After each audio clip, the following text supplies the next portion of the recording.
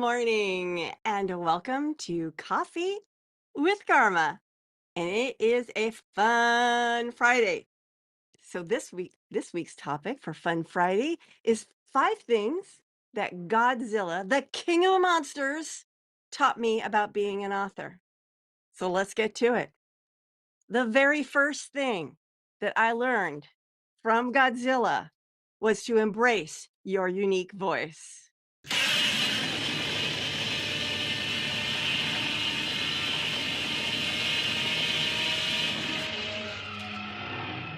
I hope you heard that. That is from, the MonsterVerse version of Godzilla. It's not his original voice, but it's very close to it, and you see, just like Godzilla's unmistakable roar, when you hear it, you know it's Godzilla no matter how many times they've updated it and changed it and rearranged it, it's still Godzilla's roar. Your writing voice should be direct and recognizable. Read anything by Ray Bradbury, you know it's Ray Bradbury. Read anything by Isaac Asimov, and you know it's Isaac Asimov. Read anything by Ernest Hemingway, and you know it's Ernest Hemingway. Well, read anything by you, and people should know it's you. And this is becoming especially important in the age of AI, where I'm getting emails and DMs that it is clear that ChatGPT wrote them. It's like, in the world of authorship, yeah, no one talks like that. ChatGPT does. So embrace your unique voice.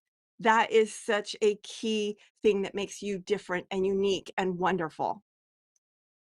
Okay, thing number 2 that Godzilla taught me about being an author, evolve over time. Now, Godzilla has remained Godzilla since the 50s all the way to today. And yet, if you look at each I mean, there's the mean, evil, angry-looking Godzilla, and then there's the kinda cute cat-like Godzilla, and then there's some of the Godzillas these days where the lighting's so dark you can't even see what he looks like. Sometimes he has that weird thing out the side of his mouth, sometimes he doesn't. Sometimes it's clear it's a guy in a suit, now he's CG, but he's always Godzilla. He's evolving over time, he's growing and becoming more quintessentially Godzilla, maybe?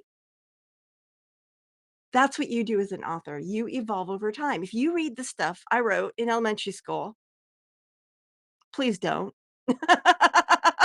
Please don't.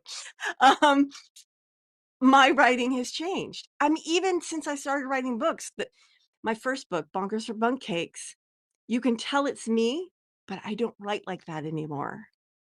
Yeah, I've evolved. Okay, thing number 3 I have learned from watching Godzilla movies, and that is the power of a strong narrative.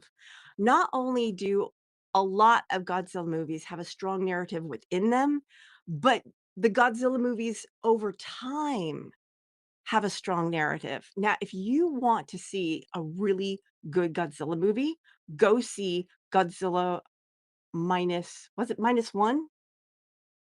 Godzilla Minus One. It just came out. I saw it in the theater at a special Fathom event. It is subtitled. It is I don't think it's been dubbed into English yet, but it is such a good story, and Godzilla actually plays a minor role in it.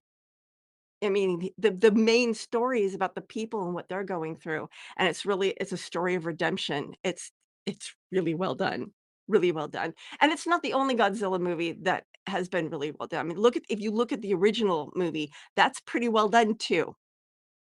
Even if you throw in, oh, the guy who ended up being Raymond Burr. Thank you for husbands who know what I'm talking about in the background. Anyway, a strong narrative, whether it's fiction or nonfiction, it is important to have a strong narrative in your books if you want to pull people in, pull them through to the end. Thing number 4 I learned from Godzilla, balance action with substance. So the books you write, especially if they're lead generating books, need to offer value, but they also need to be active. You can't just be going, everything in third person and talk like a textbook. No one's gonna read your book if it's like that. It needs to use active voice and balance this action, the things that people need to do and do, verb, they need to verb with having those verbs mean something. And thing number 5 I learned from Godzilla and Godzilla films is make a lasting impression. Think of it. Godzilla has been an icon since the 1950s. That is a really long time, a really, really long time. And he's still growing and evolving and drawing people into the movies so that they keep making them. If you can make a lasting impact, be like Godzilla, embrace your inner Godzilla-ness, then you too can make a lasting impact with your books. Create a legacy that lasts beyond your lifetime. Think of it. Think and Grow Rich by Napoleon Hill. He's long dead, but his book is still being printed, still being read, and still making a difference. I'm not saying your book will be like that, but depending on what you do with your book, maybe it can. Maybe it can. And that's what I hope for you. So that's how I'm gonna end this fun Friday. I hope to see you on Monday. Ciao for now. This is Karma Spence, who helps entrepreneurs write lead attracting books in 90 days or less, saying ciao for now.